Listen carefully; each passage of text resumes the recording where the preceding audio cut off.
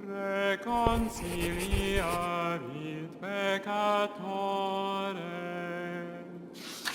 mos et vita duello confixere mirando,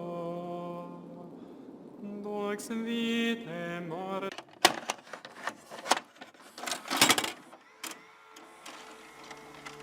The only constant is the passage of time. I always had really bad grades in history class. I used to tell everyone that it's because I have trouble remembering dates and details, but in all honesty, I just didn't care. Like many young kids, I simply found it a boring subject. Didn't really help that my history teachers over the years never really managed to make learning about the past seem appealing. Not blaming them, it's just the nature of trying to fit so much time into so little time. Just remember when this battle was fought, who was the king at the time, or emperor, or chancellor. You might get a good grade. Since then a lot has changed though. I would never claim that I have a particular deep interest in history, but it's definitely far from that complete disinterest of the past. When something is really interesting, I will look into it and probably learn more by doing my own snooping than what I remember from school. To no fault of the teachers, but my own ignorance at the time. Then, about a month ago, not long after I uploaded my Gloomwood video, and I was looking into all sorts of games, I heard about Pentiment. A 2D narrative adventure game set in a little township in 16th century Bavaria, illustrated in the style of late medieval manuscripts, early print and woodcuts, which released just last November. Now, that seems kinda interesting and kind of impressive in a way. I wonder what small indie studio came up with. Well. So yeah, I was a bit surprised to find out that this is technically a AAA title.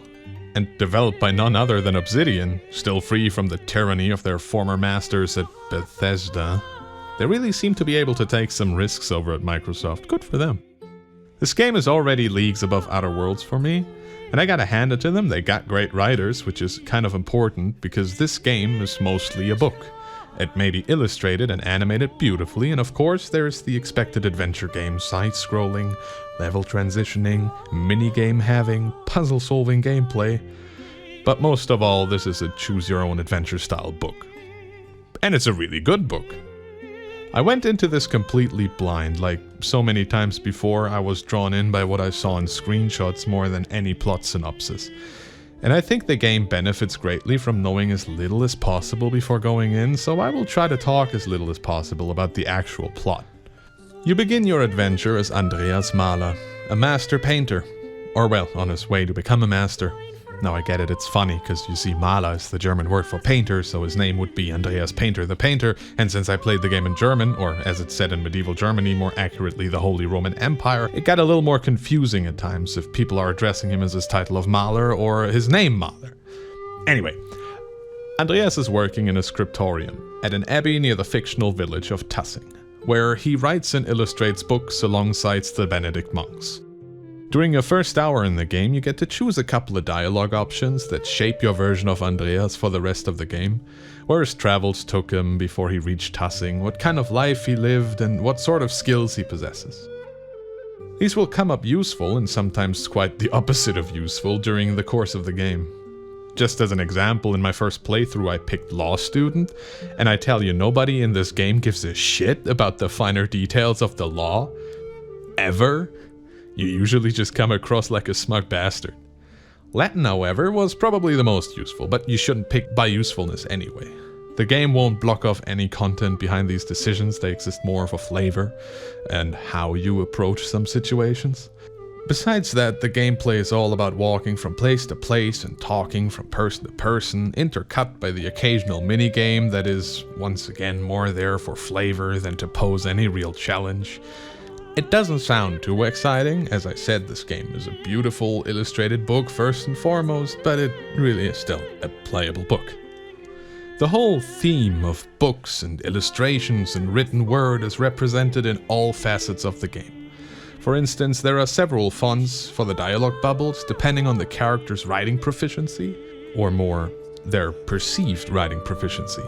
A farmer's handwriting is scraggly and unrefined. Andreas' writing is very clear, easily readable, and nice. Nobles and the likes write in a fancy cursive, and the monks and nuns of the abbey write in thick Gothic script. And I called it perceived proficiency because these fonts can change depending on how the protagonist perceives these characters. Andreas might be talking to a poor farmer, so the font reflects that, but once said farmer mentions that he was taught how to read and write, the old font gets erased and from now on writes in a less scribbly style. Once again, I love that shit. That attention to detail is so wild. And they crammed so many more details like that into the visuals of the dialogue. Letters start off bold but get thinner, before taking a little break from being written out to continue more bolded again, to simulate the use of an inked feather, or sometimes a word gets misspelled and the error gets erased and corrected. And while I'm on the presentation, the sound design is quite reserved. You can hear the pen scribbling away on the paper as the dialogue goes on, sounds of nature and wind rustling in the trees, but music is kinda reserved for the big moments, unless Rüdiger is singing in the church halls again. Dic nobis Maria, quin vidis in via.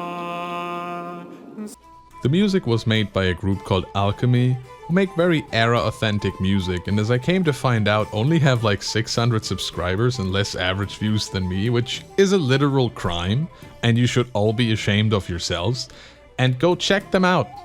Pause the video. No, actually abandon this video and just give these guys some love, please. Another big part of this game is its educational nature.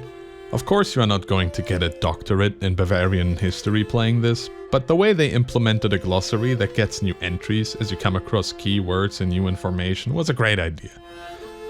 Certain words or names or relevant people sometimes get a red underline, which you can click on to receive some extra information. Feels pretty neat to come across a word you never seen before, click on it, get a little explanation right there and then, move on. It doesn't stop any of the story really. Don't know what Nuremberg is? Just click and read about it. Who the fuck was Martin Luther and why did the church kinda not like him all too much? Just click and find out. A lot of the information would fall under general knowledge, especially if you're German, but even I learned a few things that sparked some interest to look into further after I turned off the game. For example, power structures of the church versus the common folk, especially during this time period as there was a lot of change happening all over Europe, which even connects into the main plot down the line, but I don't really want to get into that here. The disposition between farmers and townsfolk and the church are another prominent theme in the game. The town as well as the abbey could be seen as their own characters, with a deep history, many skeletons in the closet, somehow still less than the actual church. Though fictional in this case, as the town of Tassing and the abbey of Kiersau don't actually exist. I found myself quite attached to its cast of characters, the interactions feel very organic. Not everyone's gonna be your friend, not every enemy is gonna remain one. I don't think it's a spoiler to mention that there are several time jumps in the game, letting you see how the town and its people change over time and see some of the results of your choices play out. Now, I love to give praise wherever I can, but I'm also aware that if you have peaches and it's just all peaches and cream all the time, it'd just be a dessert, you dungo. The game suffers, as do so many branching narrative games of its kind, from a very thin facade of choice. By now I think everyone kinda knows what to expect from these types of narratives. You can't really make 3 games or even more just because of a choice a player makes in the first hour. Every playthrough is basically going to be the same, with only certain side content changing and different dialogue depending on your character build or previous choices. I admit towards the end I was just kinda along for the ride. I knew full well that my choices didn't really impact the plot so much, but hey, I'm still here and I'm recommending the game with all my heart, so it's really not a deal breaker. Overall, I can really only recommend this game, and if you want to try it, it's in the Game Pass, which is where I came across it in the first place.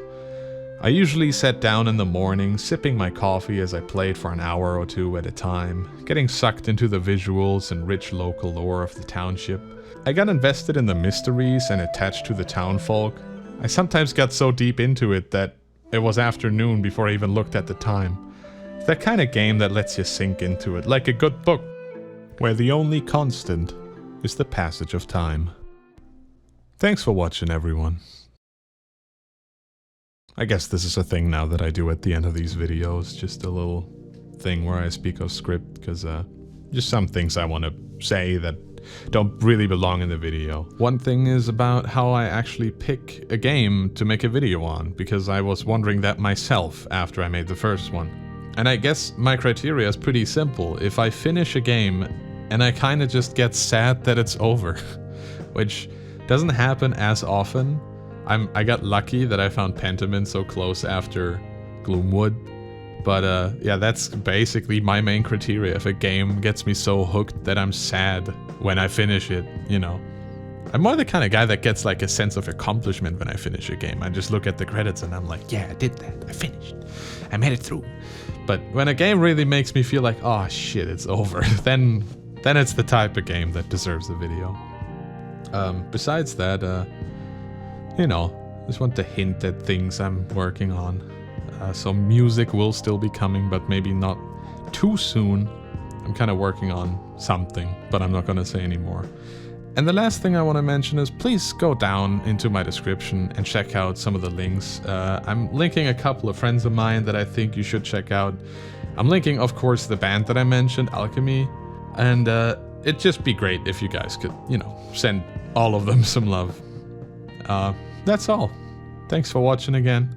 Hope you enjoyed my second attempt. I was hoping I could make these a little longer, but so far I struggle to find all that much to talk about. They'll get better as I make more of these, I'm sure. Anyway, thanks for watching for the third time, and bye-bye.